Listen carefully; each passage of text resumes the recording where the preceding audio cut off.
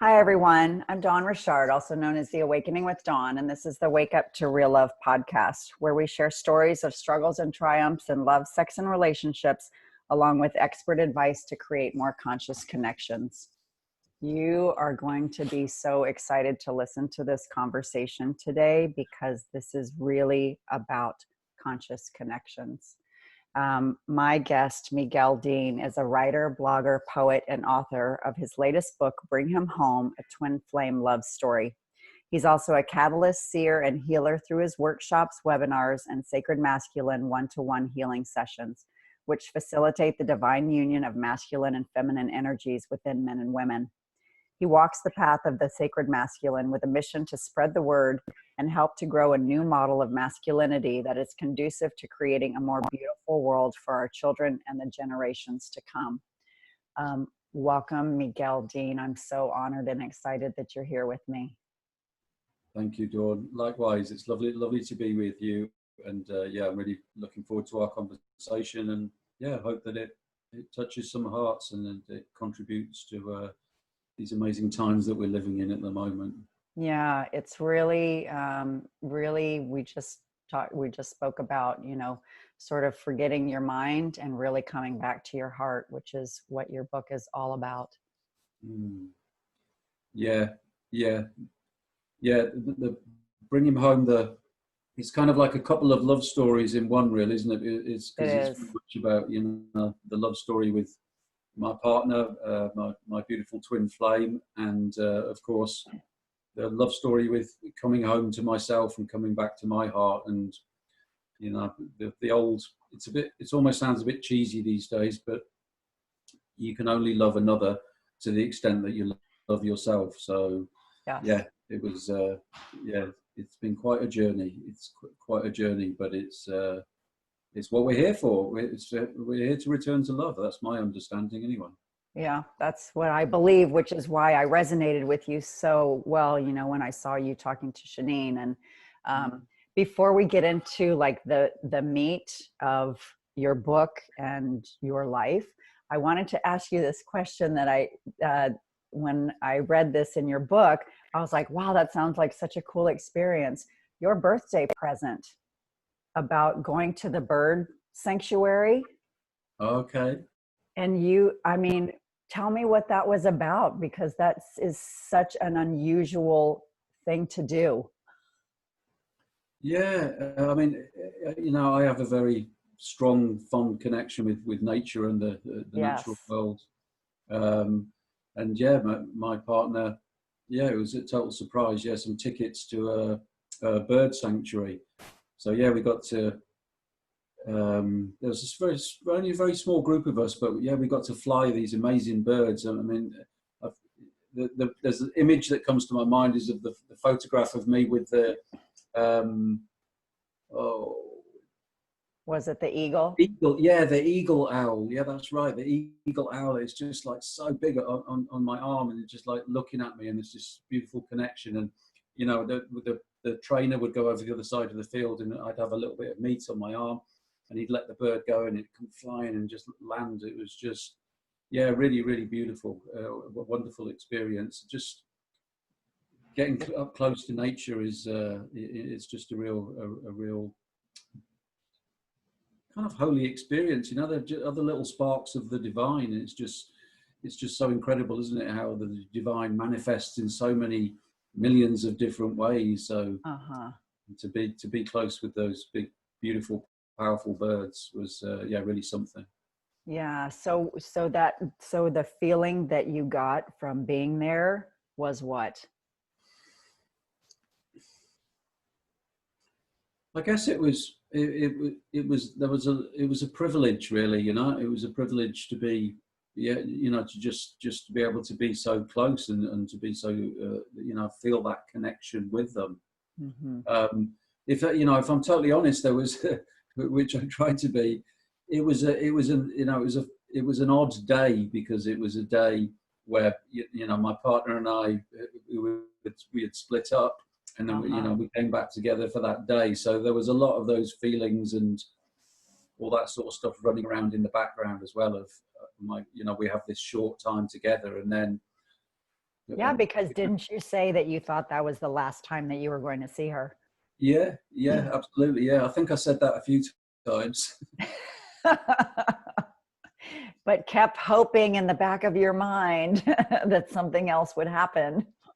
Yeah, yeah. So some of it, sometimes there was some hoping, and other times, no, I think there was more of a letting go than a hoping, because it just felt, it just felt easier to come to terms with the grief of the, what seemed like it was the end of the relationship, and Mm-hmm. just surrender to what was, while I was hoping, when any of that sort of stuff crept in, it became more painful, and it's almost like it just prolonged the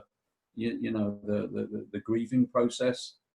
So, but yeah, it was a really beautiful day. It was a beautiful day for lots of different reasons, and it was clear that our journey together wasn't done. We Mm-hmm. weren't finished. There Mm-hmm. was more work to be done. I wasn't totally home. Yeah, right. Well, I was going to say, I mean, this you talk about this a lot throughout the book, is really this letting go of your own expectations and your own insecurities and your own ideals of how things should be. And really, I mean, I feel like part of this coming home is that acceptance of what Mm-hmm. is, Yeah, yeah. regardless of your own ideals or expectations. So how does that work for all of us? How do we learn to do that? Yeah, it's almost, I think probably acceptance is pretty much the opposite of expecting. Mm-hmm. So, and yeah, I discovered a long time ago that acceptance is really sort of powerful medicine. Mm-hmm. That, accepting what is right now, it's like this. And, it's mindful. It's mindfulness work, really, that whenever we catch ourselves expecting something, that we just bring our attention back to the present moment, and sort of go, well, it will be as it will be. um, my partner sometimes kind of tells me off a little bit because I don't get excited about things. She will get excited about stuff, and Mm-hmm. I kind of say, well, no, I'm not excited about it. I haven't really, taken my mind forward to what I think it's going to be like. So I'm just happy to just, show up and see how it is, because we're back in the polarity, really, aren't we? If we expect, Right. we might get this big high of, oh, everything's wonderful, but we might get this big low of, oh, it just doesn't meet up to my expectations. So just finding that middle ground, acceptance is more of a place of union and integration, it seems to me. And yeah, I guess I've adopted it because, as in so many things, it means less pain. So Yeah. we move away from pain, which naturally takes us towards joy and, and peace. Uh-huh. Because that's I think, and you talk about, you struggled so much in this relationship about your fears that would come up, your own fears and your insecurities. And I know all of us struggle with that. Mm, And yeah. are there are the fears and insecurities, I feel like they're both as a result of our past wounding and experiences, where we did feel hurt and abandoned and Mm, alone, and then holding these expectations or questions about, am I going to experience those same feelings of hurt and abandonment and grief, if I, whatever happens in the future. So it's that dichotomy of, how can I let go of what was and let go of what might be in yeah. order to stay present to what is now. Yes. Yeah.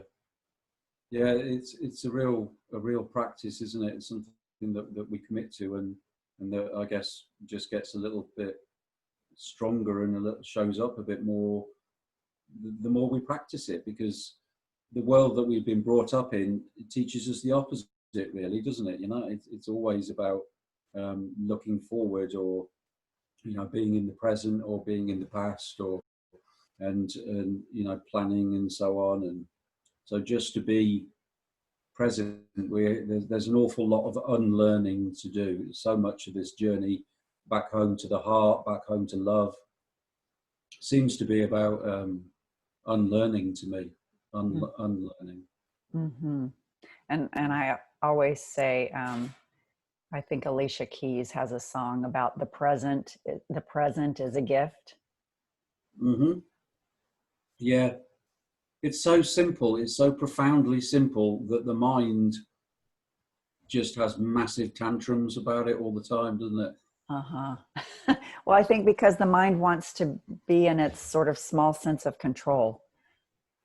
Yeah, absolutely. And I guess it sort of brings us back to a little bit to the bird sanctuary, to nature, that nature just is, and it just trust, it's all in the moment.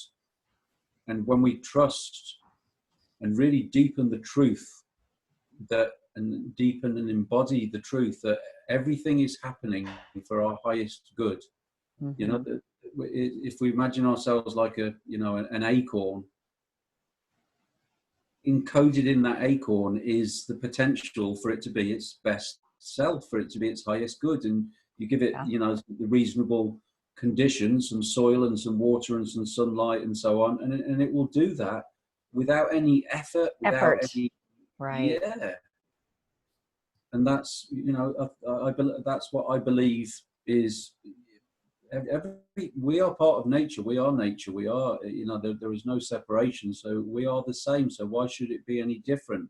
It's only different because we aren't given the ideal conditions. So, to be our best possible self. Hence we set out on this journey of unlearning, and this journey back to the heart and back to the body. Well, and wouldn't it be interesting if all of us, were taught at an early age that you are the acorn, and so therefore you already are the majestic oak tree. Yeah. So that any of your efforting and stressing and worrying about what's to come doesn't matter. Like, that should all just fall away. Yeah. Because no matter, just like the oak tree, which I've written just, personally for myself about this, it's like, you get fertilizer, which is the shit, literally, to help you grow. And I know you have written before about adversity and how it helps you become this strong, sturdy, rooted tree in the ground, so that you have the stability and strength for yourself to expand and grow your branches and leaves to become your full potential. Yeah, absolutely. And that brings us to an interesting point, because at the end of the first book that I wrote, I had to change the ending because it was talking about, I welcome the adversity to come because I will learn so much from it. And then a few years later, there was whoa, hold on a minute, but do we have to learn through adversity and shit all the time? My sense is that we learn from that because, pain is a great stimulation for us to do things differently. Right. So life gifts us that pain in order to steer us away from a belief system or actions or, the way that we're living. But, my intention very much more these days is to move towards the joy and the good feelings, rather than the sunshine, yeah and the warmth and the beauty all around, and the oxygen that all the other plants and animals and sea and, the beautiful energy that is also being given to us. Yeah.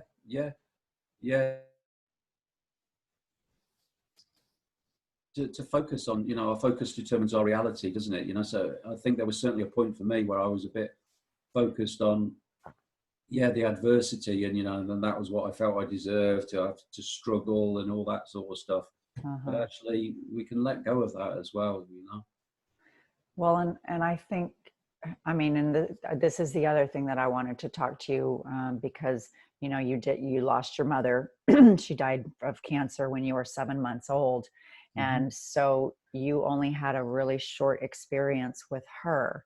And you know, you talk a lot about in your book about healing your mother wounding, and this sense of abandonment. As you get older, you sort of look back and like, where was my mother for me, right?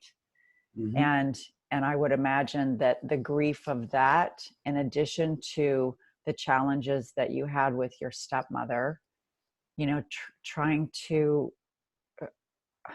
to navigate and make sense of all of that and how it affected you growing up and becoming a man. Yeah, it was. Or it is. Yeah, the journey continues. Yeah. It was quite a piece, but I really feel. Um, I'm doing a webinar on Sunday. Excuse the slight plug. Yeah, Sunday, I know. Um, and the title of it, I decided, was how to achieve, to create divine union within myself. And once I'd sort of put it up there and everything, it got me thinking. I thought, well, yeah, how does one, and how have I arrived at where I am? So Hmm. for the last couple of days, I've been writing and sort of, just sort of some of the highlights of my journey, and sort of, yeah, just realizing for me, yeah, what are those that was a really significant experience, and that's affected the development of my masculine, or that which happened, impacted massively on the more feminine aspects of myself. And of course, what happened with losing my mom, and the lack of mothering from my stepmother, meant that I tasted, the feminine. I did tasted love for, briefly. It's like, like having the most amazing meal, and having a couple of bites of it and going, this is gorgeous, and then it being snatched away. Hmm. It was like, it programmed me to go back in search of that, which I had just, I was still so hungry for it, because I hadn't had my fill of it. Like, I Yeah. get a lot of young people that are brought up, with a very safe, maternal sort of energy. So it was a gift. It set me out on this journey to find the divine feminine within myself, rather than using a surrogate replacement of my romantic partner, which I think, which often just ends up being some sort of codependent Hmm. relationship, which is the norm in our current Western society, I think. Well, yeah, I mean, it's basically looking to someone else to fill the holes that we feel within ourselves. Yeah, yeah.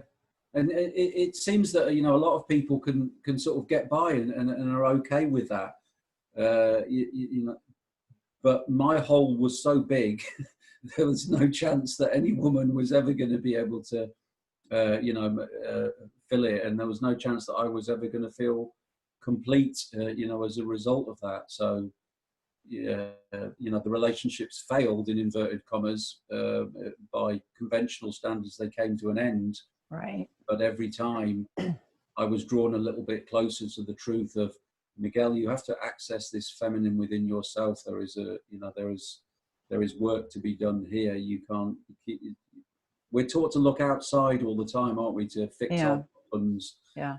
Get one of these, change this. When I've got this job, or when I've got that house, or when I've got this partner, I'll be happy. And yeah, I did my fair share of that, but the monitor just kept displaying sort of like, no, you're still looking in the wrong place. We go, Yeah. you're not going to find peace like that. Yeah. I wanted to ask you, Miguel, I just had this question all while I was reading, is what stories about your mom did you hear growing up? Because, she's half of who you are, right? I mean, her DNA is half of who you are. And Mm. so I wondered, what did you hear about her? Like, do you know what characteristics of her that you adopted? Or you know, did people ever say, oh, Miguel, that reminds me of your mom because blah blah blah? The short answer to that is no. My mum was never discussed. It was it was like she never existed, really. Wow. You know, I think it was. I remember very little of my childhood as well. Most of it's blacked out. You know, most of it, as you know, I was in fight and flight. Right. You know, for the majority of it. So I can't remember. The little bubbles of memories pop up sometimes, but I know very little about to this day about my mum. So My big your dad never really talked about her at all. Not a great deal. No, no. I mean, we've talked. You know, we've had some conversations, but in all honesty, I'm not sure that my dad ever really got over the losing his wife. Mm, Uh, you know, that sort of brings us on to the whole thing of big boys should cry, and this whole thing of how men are. We're yeah. detached from our feelings and so on. And I think he had a week off work or something when the funeral, and then he was back to work, and Wow. and had 4 children to take care of, and all the rest of it. So it's yeah, it's a bit of a void still, I suppose. I've spoken a little bit, but in many ways, I haven't chosen to go back there too much. Into I believe that she is with me, all the Hmm. time, and I believe that she gave a great sacrifice to leave in Hmm. order for myself and my brothers and sisters to learn the lessons, to have the experiences that our souls needed to to be who we are. And if if it hadn't have happened how it had happened, I wouldn't be able to be shining the light for other people on this path. Right. I guess I just wondered about your dad, your dad's grief. And because I feel like a lot of times, especially when you're super sensitive, that Mhm. you still carry some of that within you. Mhm. And so I was just wondering how you have helped heal that with your dad or the rest of your siblings, you know, to have a conversation. I mean, this is my therapist and me, Yeah, right? yeah. Wondering these things. Well, yeah. I mean, that's a whole. There's all sorts of stuff there. I mean, sadly, the impact that it's had really is that I'm quite close to my big sister. We're into similar stuff, and we phone quite regularly, and we Hmm. have long conversations, usually about our challenges that we're having with relationships, because Hmm. she's kind of further behind, if you like, on the trail with that, learning to trust again. And Hmm. every one of my brothers and sisters was impacted differently, but by what happened. um, but generally we're not close, and all my other siblings, I'd say that they all have major problems with relationships, because of the whole attachment disorder stuff and so on. Hmm. One of my brothers is in a long-term relationship, but hopefully he won't be watching this. But I feel that very much sits in the category of codependency. Hmm. Um, and yeah, the family was torn apart, really. I didn't understand it for a while, but it's the mother that often holds a family together and invites Hmm. people back, and that's sort of the heart of the family, if you like. And Right. she wasn't around when we left home. It was kind of like, well, you're on your own now, off you go, you've flown the nest. There was never any reason to come back. And my father's actually doesn't speak to my other 4 brothers and sisters anymore, because Wow. there was such that they were projecting onto him about what happened when they were growing up, and how he didn't protect us from the the anger of our stepmother and all that sort of stuff. So yeah, it's all been a bit messy. Well, that's the thing too. I mean, you talked about, healing the feminine within you. And I also see, I mean, especially after what you just said, there must be this healing of the masculine as well, because I feel like, and this is my own perspective, right? So I feel like that the woman is the heart of the relationship, and the man is the protector of the home. And so to me, that's sort of the balance. And I this also kind of comes back to the tree, where the man is more the rooted, grounded, sturdy structure, and the woman is the nurturing arms around. Yes. Yeah, totally. Yeah. Yeah. And they were both missing. They were both missing. So yeah, there's been a lot of work around the masculine as well. I cut my dad out of my life for about 1.5 years. I just said to him, I didn't want any contact. This was the time that there was lots of anger and stuff coming out of the, Pandora's box got opened up, and I could see where it was going. So, and I was getting triggered. So I said, look, Dad, I need to do some work, and I need to, every time you're in touch with me, you're triggering me, and this isn't helping. So, we went our separate ways for about 1.5 years, and that really helped me to, just to come to terms and come to peace with some of that stuff. But yeah, the whole, it's I guess the advantage of having had very little mothering or fathering is that again, I kind of had a blank piece of paper for the masculine and the feminine. So it was kind of like, it wasn't that I had a load of unhelpful masculine qualities that I just unconsciously absorbed.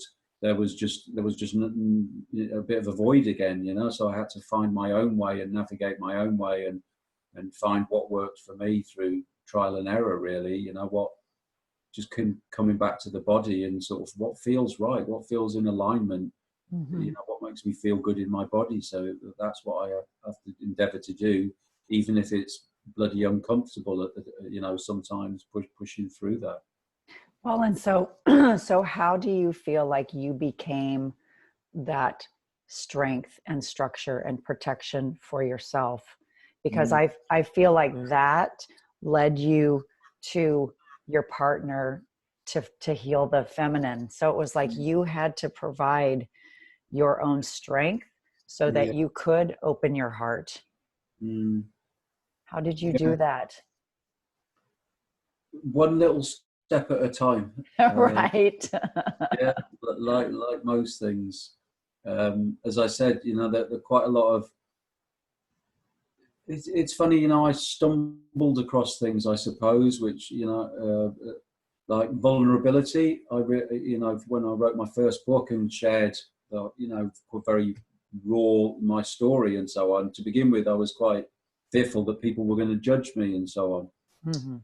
But what I found was that people were the opposite. They really opened, and there was a sort of a warmth, and then I began to realise that that my practice was to just be who I am. I can keep letting go of shame and letting go of guilt and letting go of all the stuff that I felt that I should be, and just increasingly just relax more into just being who I am, and finding that just took a load of the pressure off. I'm imperfect. I'm not Mr. Sorted or anything, but this is who I am, and the more that I can just deepen and soften into that acceptance, the easier it all seems to become.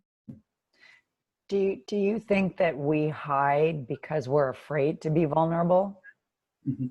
Yeah, absolutely. I think we hide because we're taught that we're supposed to be a certain way.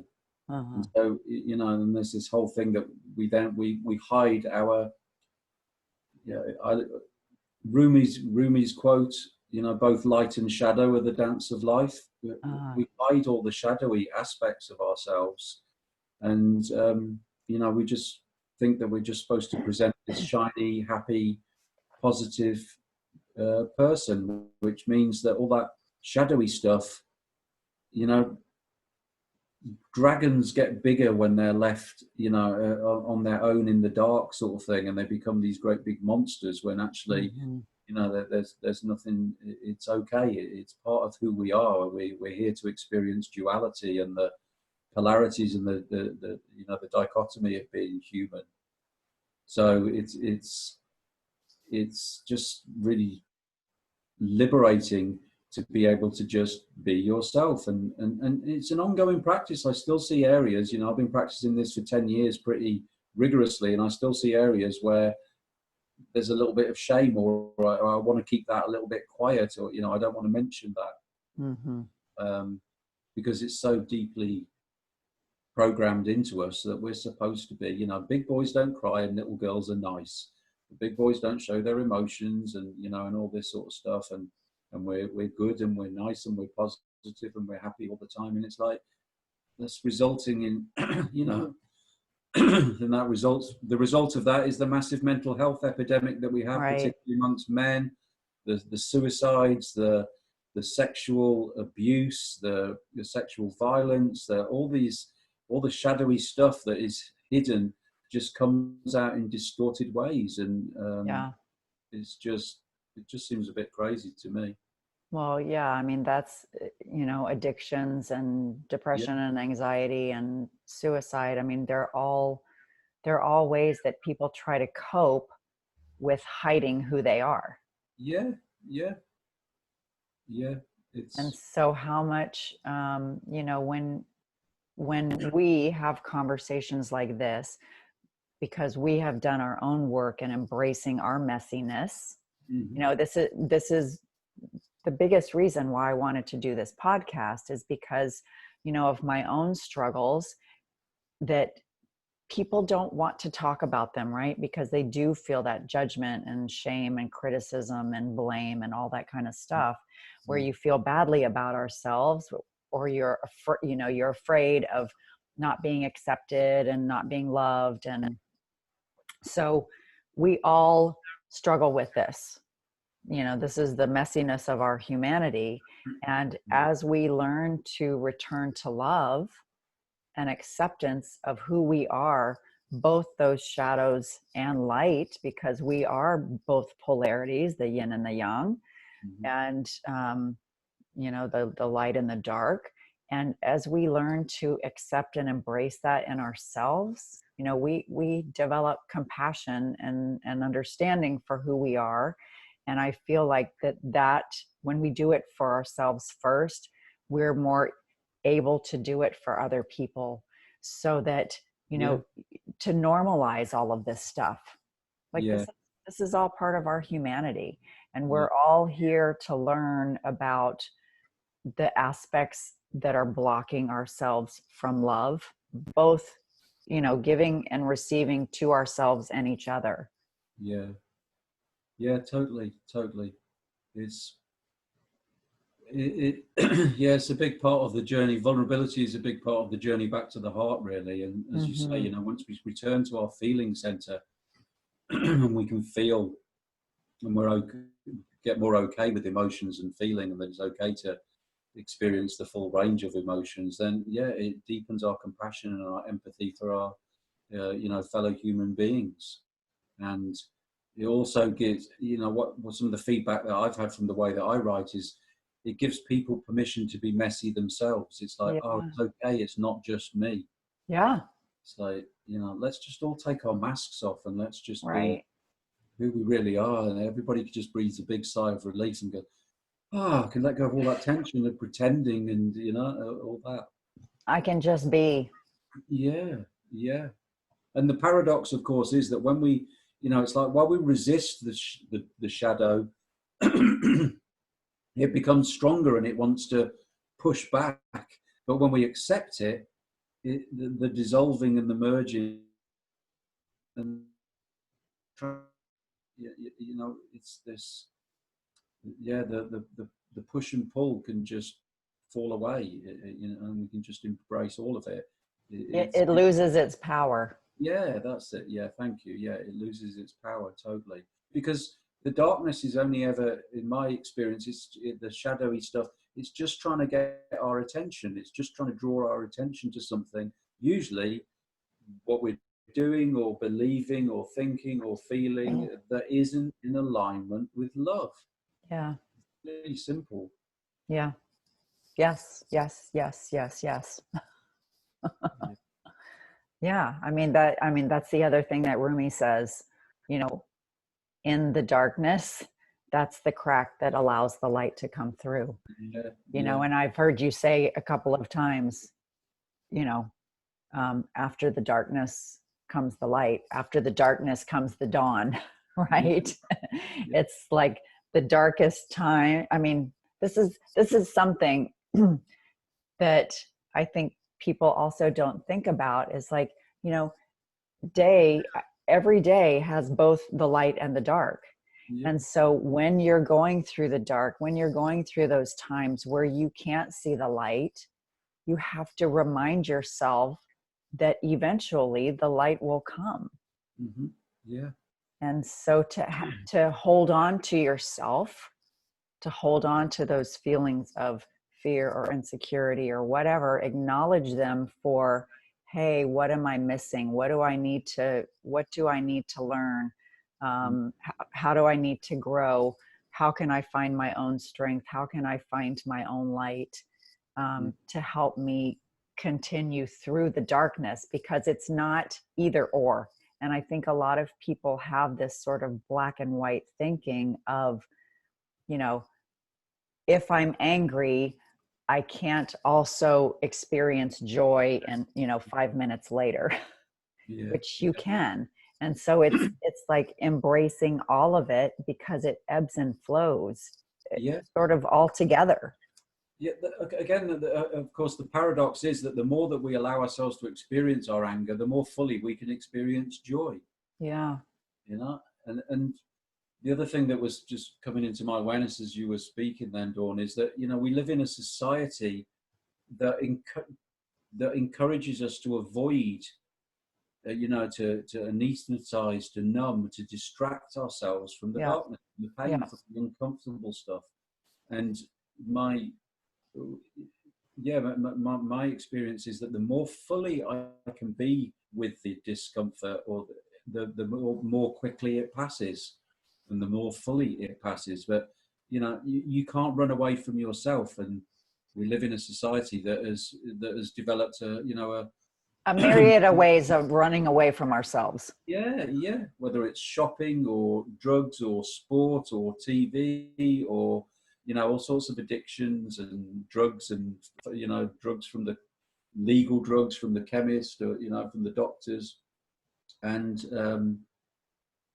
yeah, it's not doing us any favors. It's that our treasure always lies in the darkest places. You know, that's where the treasure chest lies, when we have the courage to go to those dark places, which of course is, you know, essentially what Bring Him Home was all about. It was that, me saying at the beginning, okay, no more running, whatever needs to be done, I will do the work. You know, it's kind of like, you know, Scouts honor, you know, I promise I really mean it this time. And so yeah, that was when life said, okay, well, right, let's let him have it. You know, if he's ready for it properly. Prove it, Yeah, Miguel. yeah, yeah, totally. Yes. So how was your journey of figuring out how to do this with her and on your own? Because, you know, there were moments when you had to face her and do it with her, and then there were moments where you had to take yourself away and realize that, you know, this is my own internal work that I need to do. How did you navigate that yourself, so that, I guess I'm wanting you to talk about, so that we can learn how to do that for ourselves. Yeah. Well, yeah, it was that was difficult for me. What my pattern is in what has been that I would lose myself in the relationship. Mm-hmm. Everything would be about the relationship, and I now know that there is her stuff, my stuff, and the relationship stuff. Mm-hmm. And what I wanted to do to begin with was I wanted to bring everything to the relationship table, and I wanted her to hear everything that was going on for me and so on.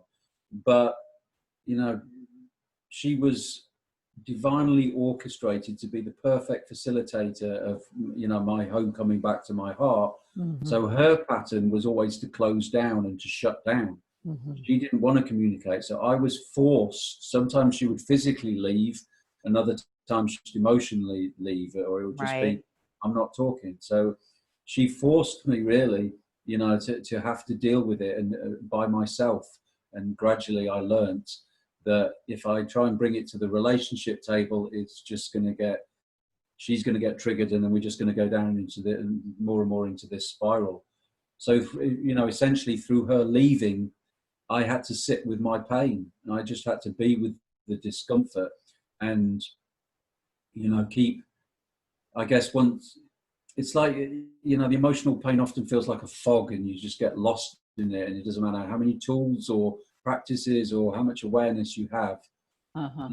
Sometimes you're going to get lost. But what I found was that with practice, I would more and more quickly come out of the emotional fog. And it was almost like there was this conversation taking place within me where it was like, it's okay. And I'm talking to my little boy that's Mm-hmm. terrified and thinks that his mom has disappeared. Yeah. And she's not coming back. Yeah. So there became this kind of, healthy schizophrenic sort of thing going on where I'm talking to myself, and the man in me is taking more and more of a leading role, and being able to to calm the little boy down and say, it's okay. This is not about what's happening now in the present. What's happening now in the present is not a big deal. Your girlfriend just doesn't want to speak at the moment because she feels that it's not getting anywhere. So it doesn't mean that she's never coming back and that everything's going to fall. It was really weird, because it was so irrational when you're in that emotional place, and that's the little child. I mean, the little child can't understand the big picture, so the little child is present in the moment with those feelings of fight or flight. Yeah, absolutely. And in that, the brain doesn't work properly, of course, in fight and flight. We're back to the reptilian brain and the primitive brain and so on. So, but it was just it's just practice. Just keep, you're wearing a path, wearing some new neural networks in your brain, really, of just reminding myself, no, this isn't about her, and stopping the blaming and actually turning it into gratitude, and realizing that she is acting like a poultice that is purging all the old poison and emotions and pain that I wasn't able to express adequately at the time that the trauma happened. So it's just really kind of flipping it round, really, and just a practice, I guess, of that awareness, awareness of the truth that conscious relationships will bring everything that is not love to the surface to be transformed. Mm-hmm. And it was just, I remember there was a time that I talk about in the book where I was just pacing up and down, where I was just repeating those words that you just said, the wound is the place where the light enters. The wound is the place where the light enters. Mm-hmm. It's like I had to keep repeating it to remind myself, it's okay. This is okay. This is healthy. This is catharsis. This is a purging. This is a purification. Because mm-hmm. if I stopped saying it, all of a sudden I'd be lost in the terrified little boy again. Mm-hmm. I think that's the whole alchemical process. That is it the iron that turns to gold? I forget which metal it was. Lead.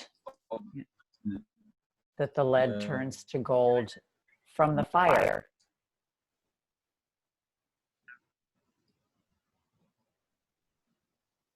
Yeah, from the fire of love, if you like. We have this idea that love is all soft and fluffy and sweet, and through the it was burning away everything that was false, everything that needed to be set free.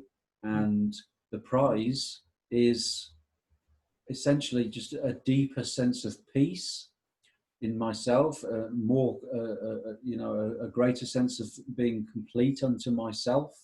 There isn't this kind of codependency and this, where's mummy, where's my partner, where's my girlfriend. There is a more of a, just a wholeness and a sense of peace within myself.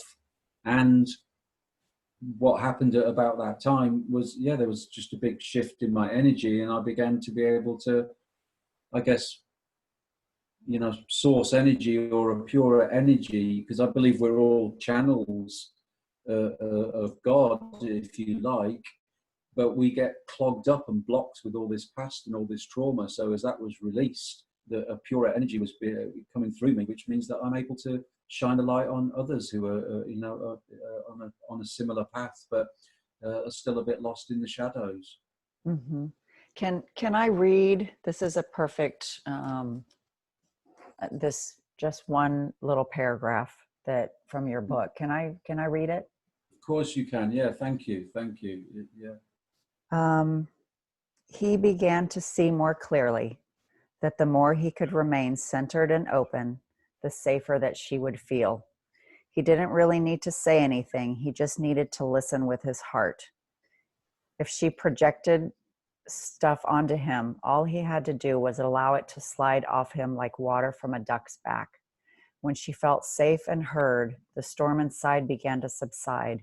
Once again, there would be the closeness and intimacy between them that was his heart's desire. I make that sound really simple there, don't I? You do. Please know it's not simple, and also, it's still very much an ongoing practice of mine. But in essence, that is it, and I believe that is a lot about the dance of the masculine and feminine. Mm-hmm. It is, but it's tricky, there's a lot of my, since my partner and I have been living together now for a couple of months, and the whole other wave of, stuff to be cleared has arisen, and it's kind of like, wow, I thought that was all done, and it's like, no, there's some more. So there's a lot of little boy and sometimes it feels a bit like there's a little boy and little girl that are living together again rather than man and woman. So the practice continues, of just, because we get lost in it, it's not like I'm sitting there when she's projecting a load of stuff onto me and I'm like Mr. Cool, I can do it for so long, and then something just happens, or I just lose my focus, and bang, I'm triggered, and then I'm lost in it, and then we find our way back out of it. We apologize, we're humble, we make amends or whatever, and okay, let's go again. Let's try again. But it gets a little bit easier every time. It gets a little bit easier every time, and it just feels like I'm emptying out a pond. It's like bailing out with a bucket, all the past, all the old, and all the fear. And at some point, it will be empty. It has to be. As long as I'm not putting more pain in, which I know I'm not from the way I live my life, in the present, then it can't continue forever. As long as I'm not perpetuating it with toxic thoughts and so on, then it's on its way out. And of course, one of my big things is that the journey is the destination. Yeah. What we learn along the way, the qualities, the characteristics that we grow, those are the gifts, because there is no real final destination. Love is the final destination. Yeah. That's as close as it gets. Is love, and love is, I guess, love for me is being at peace with what is, because there's still going to be pain and there's still going to be challenges that come up, but I can experience them more from a witnessing perspective. you know, rather than getting lost in them. It's like sometimes things are going to be beautiful and sometimes things are going to be painful, you know.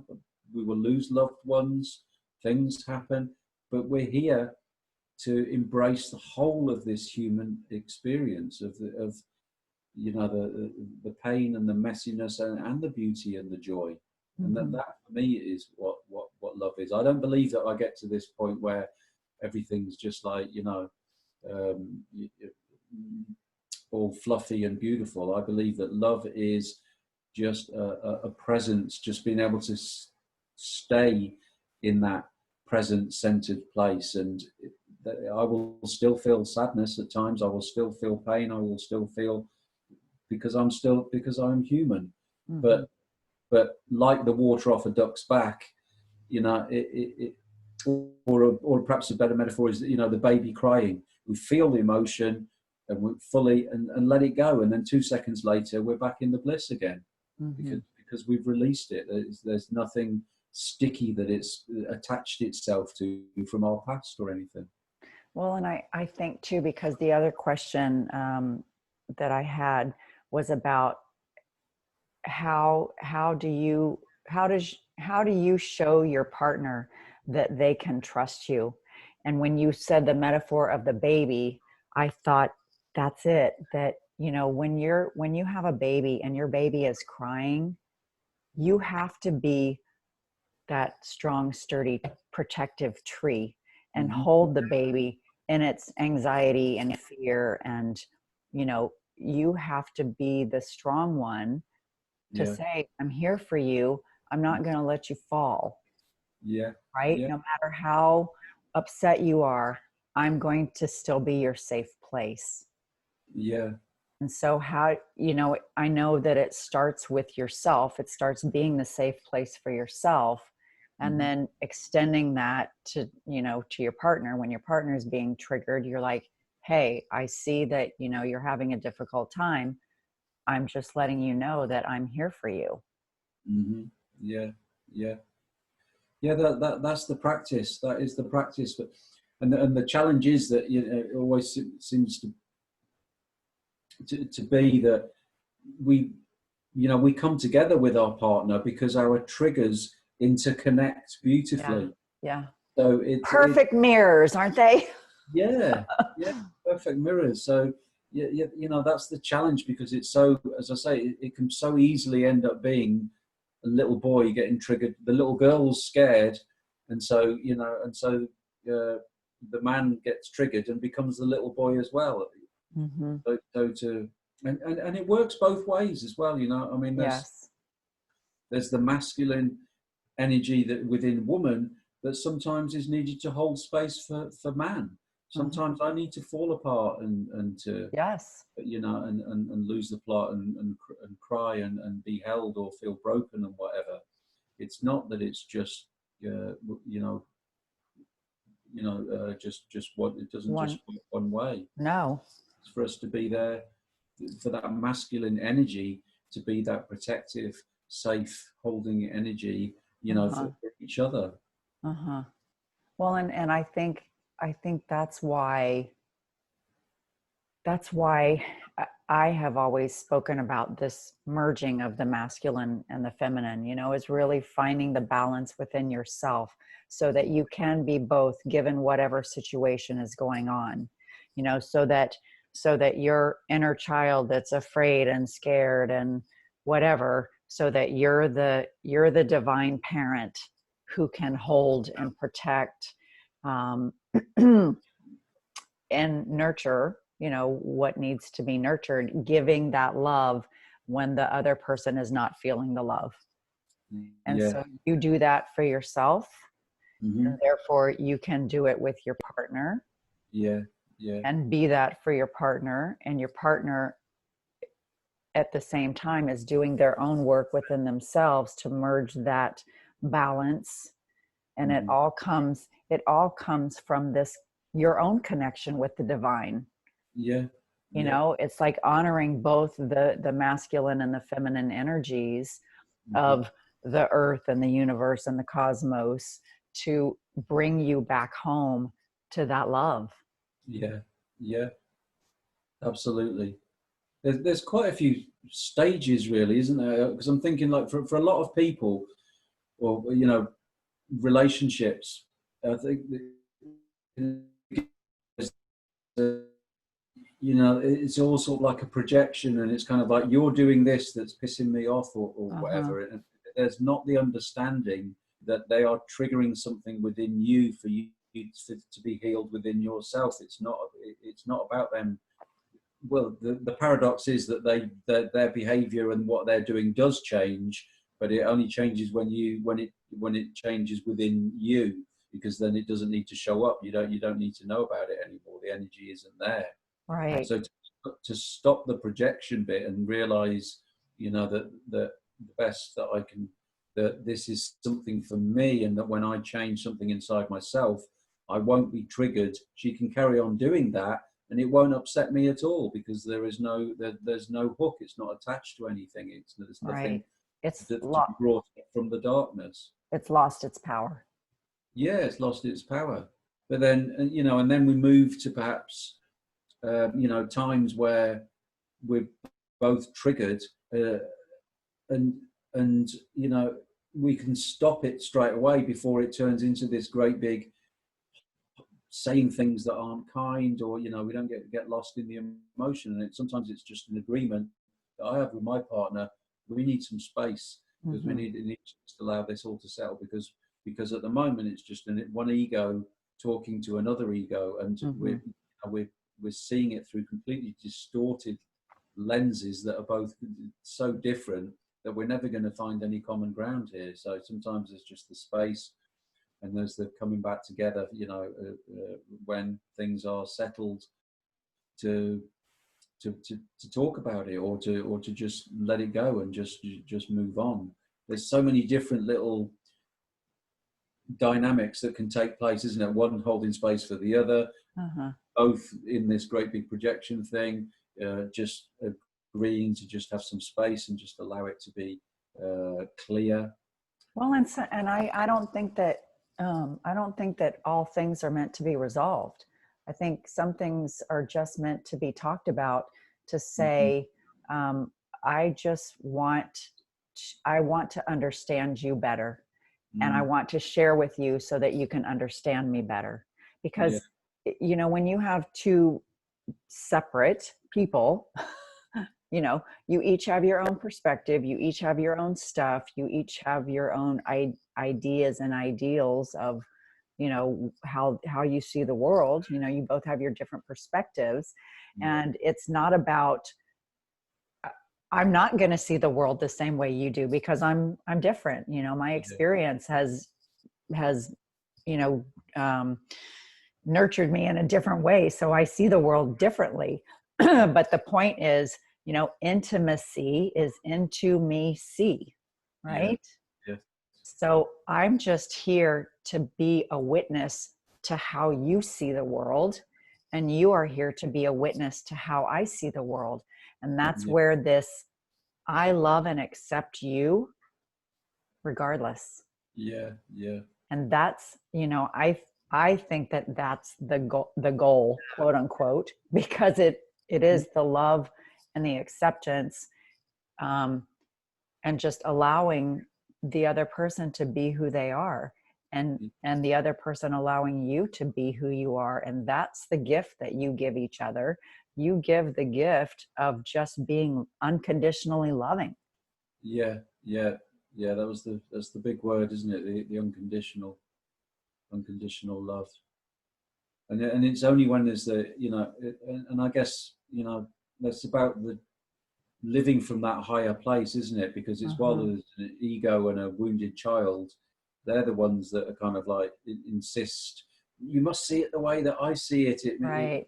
I must be right, and all this sort of stuff. So as they take a back seat, then then we're able to live more harmoniously. And because the truth is, the differences is what makes life so beautiful, isn't it? Yeah. It It's makes crazy. it interesting. Yeah, the ego sees it so often as a threat, and so on, but truth is, it's the real magic, and it's the real beauty of life. It's experiencing the unity of the differences, because it any of that separation is all about, fear, right? And really love is about union and unity. Even though you can be separate, like different pieces of a puzzle, they're separate, but when you put them all together, it's a whole. And I know I've heard you say this, the sum of the parts is greater, right? And I have said 1 + 1 doesn't equal 2, it equals infinity. It's like it's this expansive, unlimited potential and possibilities when two people that are whole in themselves show up, and you can create something so much greater. Yeah, absolutely. Yeah, sometimes called the divine child, isn't it? And that's very much what's what the journey with my partner has been all about. This coming to helping each other become complete unto ourselves, so that we can, something else is born from that. And I guess, this is our first child, it feels, really, that first extra thing that was born from the union is the book Bring Him Home, because obviously, it wouldn't have happened. And, there was a lot of synchronicity that the book kept bringing, like a baby. The book kept bringing us back together when we went our separate ways, because it was too intense and so on. It was always the book that brought us back together again. And so it feels as if it is the first of our children, really. And something that has been created as a result of the journey that we've been on together, and that, ongoing journey of becoming more and more complete unto ourselves. And I feel like we need to have another conversation about this, because we haven't even touched on the sexual aspect of your relationship. Because when I read, there's so many beautiful parts of this book. The whole book is beautiful, but there's so many beautiful aspects of your sexual intimate relationship, as just a small portion of what your relationship is, because I feel like a lot of times people immediately go to sex as the definition of your relationship. And I feel like the sacred sexuality is really the potential to feel the closest and most connected, both within yourself, with your partner, and with the divine. Yeah. We're totally in resonance there. Yeah, absolutely. It's if I wanted to write, there was a lot of internal, critic in my head when I was writing some of the more passionate scenes, around the sacred sexuality and so on. The voice was going, well, who do you think you are? Who do you think you are writing about this? You're getting a bit. But I think I'm pretty amazing, actually, is what I think. I just kept having to silence it and sort of, it was kind of like, well, what will people think and all this stuff. But I just felt really strongly guided that I wanted to talk about and write about sex from a sacred perspective. And it was almost like 2 fingers up to 50 Shades of Grey or something like that. It was like there's so much, porn and so much misunderstanding of the beauty and the potential and of the act of making love. And as you've read the book, I really feel that it's one of the ultimate gifts of being in these human bodies, is that we get to make love in that physical way, which actually transcends the physical. Right. I wanted a real representation of honoring the divine feminine through making love to a woman, because that's what it is. Essentially, it's making love to God, making love to yourself, making love to the masculine and feminine aspects of the divine. Uh-huh. I mean, I was so moved. And this should be your next book. I mean, I was like, this is really erotic and beautiful. Oh, thank you. So, so just put that in your mind. Like you could have a whole other genre of work, Right, right. Okay. really, really honoring this sacred sexuality and, Mm, transforming this, all the hookups and disconnected sex, both from yourself and from your partner, to mm, have this beautiful sacred union. mm. Um, and have it encompass all of the aspects of yourself.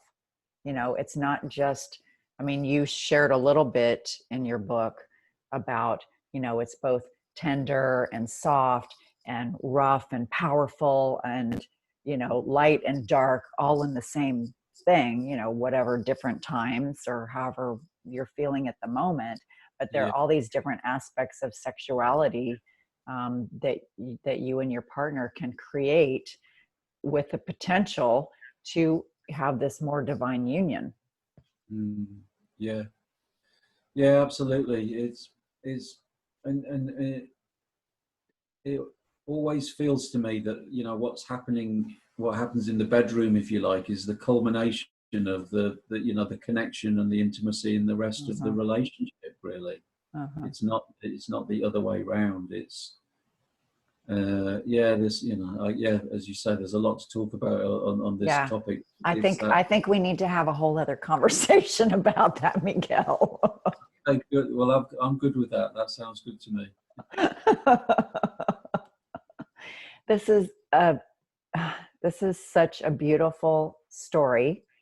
It's beautiful how much work you have done on yourself. I mean, this is what it's about. It's like you really taking responsibility for your own fears and insecurities and becoming that balance of the masculine and feminine within you so that you can show up sturdy and strong like the acorn with the heart, to support both yourself and your partner.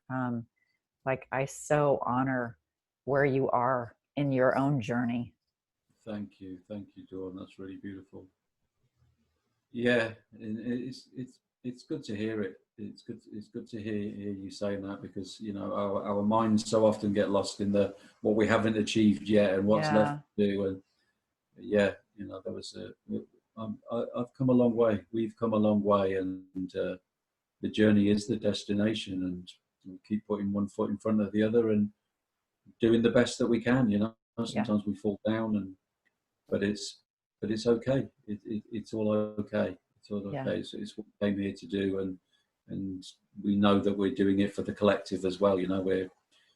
There's is such a privileged time to be around. This it Mm-hmm. feels like this real transitional, pivotal stage in the story of humanity, really. Mm-hmm. So it's a real honour to be able to be part of that, be Mm-hmm. part of that work. Mm-hmm. Okay, Um, you've touched on this. You touched on this a little bit before. While you were saying it, I was like, "Oh, he ruined my last question," because my last question that I usually ask my guests, or that not usually, I always ask my guests, "How yeah. do you define real love?" So, can do you remember what you talked about before? How do you define real love? I don't remember what I talked about, but let me sit with that for a moment. Mm-hmm. Yeah, I kind of do remember. Yeah, I mean, yeah, I guess, but in a way, real love maybe is just being at peace with what is. Mm-hmm. That whatever, and when we've cleared out all the things, all the old, all the wounds, all the past, and we're living in the present, then we're seeing in kind of like seeing slash feeling through a clear lens, and in that place we can't help but witness the miracle of life, whether Mm-hmm. it's a little tiny flower, or whether it's a baby, or whether it's a cloud in the sky, or whether it's your partner getting undressed, or life is actually full of beautiful, unique, precious, sacred moments. That's all that life is, I guess. When we as the further we come home, it just becomes, it's just all so sacred, a messy sacred and a beautiful sacred. And yeah. I'm not quite sure what I said there, but I said something. Well, you talked about being present and accepting what is. Yeah. That there's an increasing lightness, isn't there? There's just there's a lightness of being, which I guess I feel lighter, and I feel gradually I feel younger and less things. I don't get lost in the mind so much, and I don't get stressed so much, and there's a deeper faith, and another big part of this is is letting go of is knowing that death is an illusion. I think that's a really important part of love, because we can be really present when we're not having to be really busy and distract ourselves from the fact that we're getting old and we're going to die and that we're terrified of it. But it's just, it's all part of this amazing human experience, and that I am here, and the I am will always be Here. Yeah, in whichever form, and that beyond this human experience, there are infinite possibilities that I can't begin to comprehend. So it's like there's just more adventures to look forward to, and I don't need to take this too seriously, because it's not like that's all there is. The space between birth and death. It's just a tiny little grain of sand on a beach of infinite possibilities. So let's just enjoy the movie, huh? Yeah. So enjoy every day as it comes. Yeah. Enjoy it as it comes, and if we're not enjoying it, then just let go of that not enjoying, and accept that there will be times when we're not enjoying as well. That's all okay as well. Well, and just and still looking for the cracks where the light can enter and where you can find more love. Yeah. Which of course, again, is a lot in giving. The more that we give, the more that we receive. Yeah. Well, you have given a lot, Miguel. I mean, just to me in the past week since I met you, your book, your life, your work, your mission, your purpose. I mean, it's all so beautiful. So I'm so honored that you joined me today. And I still want to have this other conversation, because that's a whole nother at least hour of Great. Yeah. Not that we need an excuse, but that's an excuse for us to stay in touch, and we can schedule that sometime. That would be a privilege as well, Dawn. Okay. So how do people get in touch with you, Miguel? How can people find your work, your book? Don't forget the book. So you can the book "Bring Him Home: A Twin Flame Love Story" is on Amazon.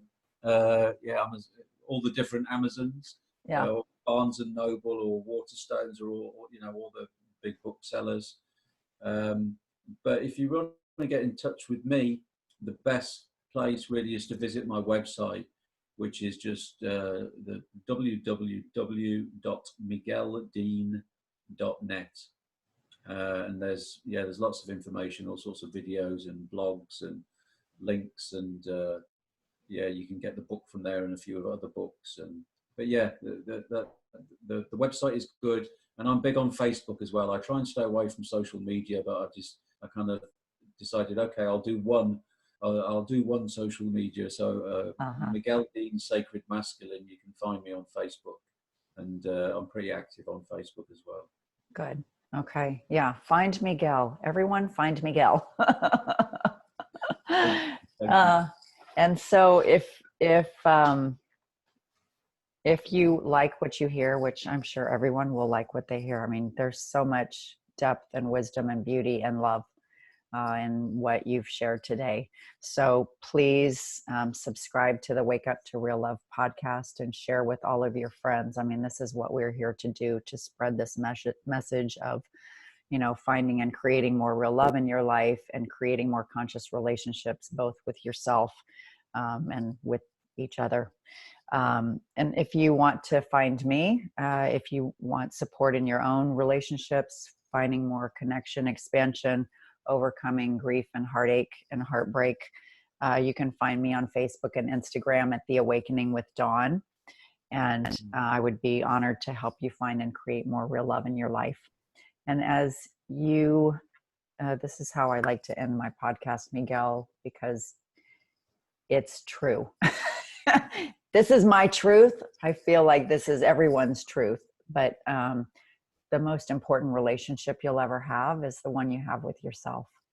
Mm-hmm. It all starts and begins with you. So when you do your own work, when you find and you know, when you create that stability and security and safety within yourself, you know, you're able to extend that compassion and acceptance and understanding and presence for other people.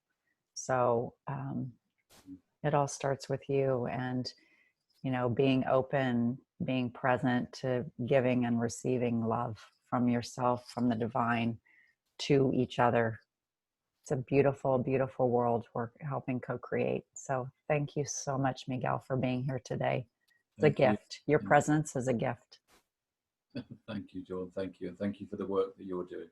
And love and blessings to everybody who might listen or watch our conversation. Thank you. Yes. Yeah. All right. So listeners, thank you so much for joining us. And every day, wake up to more real love. Take care, and we'll see you next time. Bye.